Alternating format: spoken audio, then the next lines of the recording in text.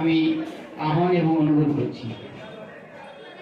বইটির নাম করা হয়েছে সবুজের হাসি।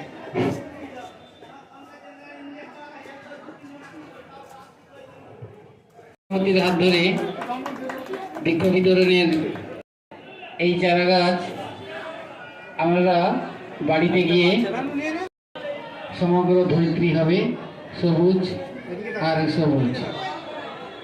তাই এখন বিশেষ পর্ব, এখন দেখাতে আমরা একটি করে চারা গাছ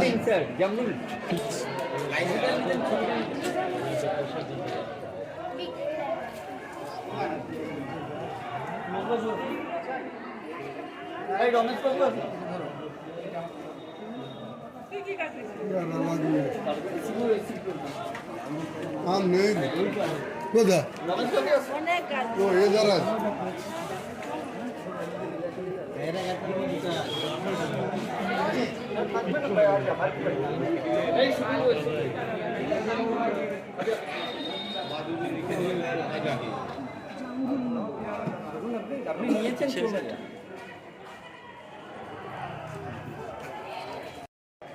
আজ করব।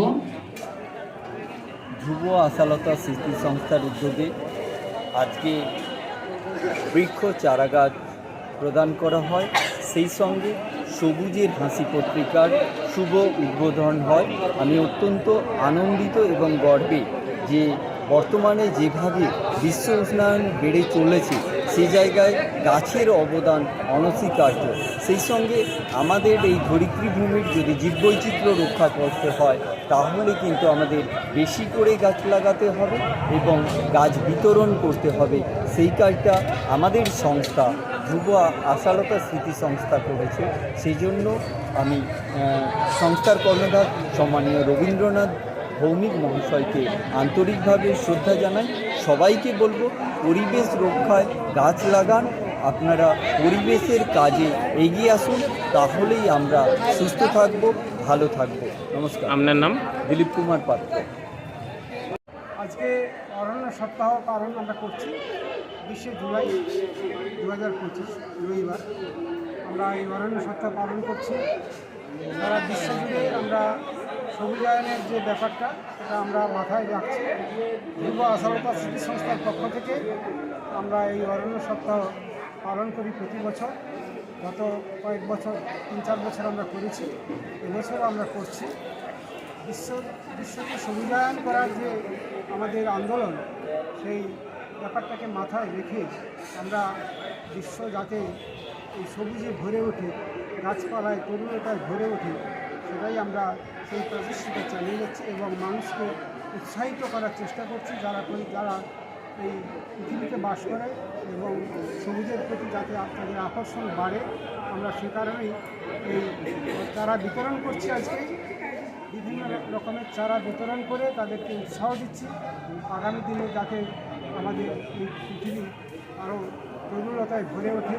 যেসব তরুণতা আমাদের সারা জীবনের সঙ্গে জড়িয়ে থাকে এবং আমরা সেই তরুণতাকে ছাড়া আমাদের জীবন চলে না। আমরা চাই তরুণতার যে সমস্ত জিনিস, যে সমস্ত ভেষজ উপাদান এবং ঔষধপত্র তৈরিতে যেভাবে সাহায্য করে এবং মানুষের খাদ্য যোগায়, পশু পাখির খাদ্য যোগায়, পশু পাখি আশ্রয় দান করে, সেই কারণে সেই তরুণতার যে ভূমিকা, সেই ভূমিকা যাতে আরও সুস্থভাবে আরও সুন্দরভাবে পালন করতে পারে এই পৃথিবীতে, সেই জন্য আমরা তরুণতা রোপণের, তরুণতা বাড়ানোর জন্য, পৃথিবীকে সবুজ করে তোলার জন্য আমরা এই বিশেষ ভূমিকা গ্রহণ করেছি।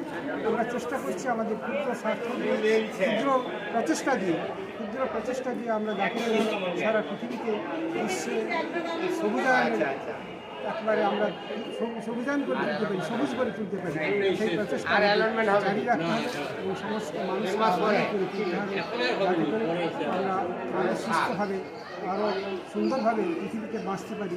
এই সবুজ হলেই আমরা সবুজ থাকলেই আমরা সারা পৃথিবীতে সুস্থ থাকবে এবং আমরাও সুস্থ থাকবো, আমাদের প্রাণীকুল, সমস্ত প্রাণীকুল সুস্থ থাকবে এবং আগামী দিনে সুস্থ জীবনযাপন করতে পারবে, এই আশা রাখছি। আমরা ক্ষুদ্র প্রচেষ্টা দিয়ে আগামী দিনেও আমরা আমাদের এই প্রচেষ্টা জারি রাখবো এবং প্রয়াস জারি রাখবো, যাতে করে মানুষ সুস্থ থাকে। এই যুব আশঙ্কা স্মৃতি সংস্থার পক্ষ থেকে আমরা এই উদ্যোগ আগামী দিনেও আমরা জারি রাখবো এবং মানুষের কল্যাণে আমরা সবসময় নিয়োজিত আছি। আগামী দিনে আপনার নাম? আমার নাম রবীন্দ্রনাথ ভৌমিক, আমি যুব আশঙ্কা স্মৃতি সংস্থার সম্পাদক, আমি প্রাক্তন প্রধান শিক্ষক। পরিবেশ প্রকৃতি সম্পর্কে যে বইটা উদ্বোধন করলাম, প্রকাশ করলাম, সেই বইটার নাম হচ্ছে সবুজের হাসি। সবুজ হাসলে আমরাও হাসবো, সারা পৃথিবীর মানুষ সুস্থ থাকবে, সারা পৃথিবীর কল্যাণ হবে, সমস্ত মানুষের কল্যাণ হবে। আমরা এই বইটি প্রকাশ করেছি, আমি প্রকাশ করে মানুষের কল্যাণে এই বইটিকে আমি প্রকাশ করছি এবং তাদের একে ছড়িয়ে দিচ্ছি, যারা তাতে উৎসাহ বোধ করে, এই সবুজের ব্যাপারে উৎসাহ বোধ করে এবং পূর্ণতা রোপণ করে এবং পৃথিবীকে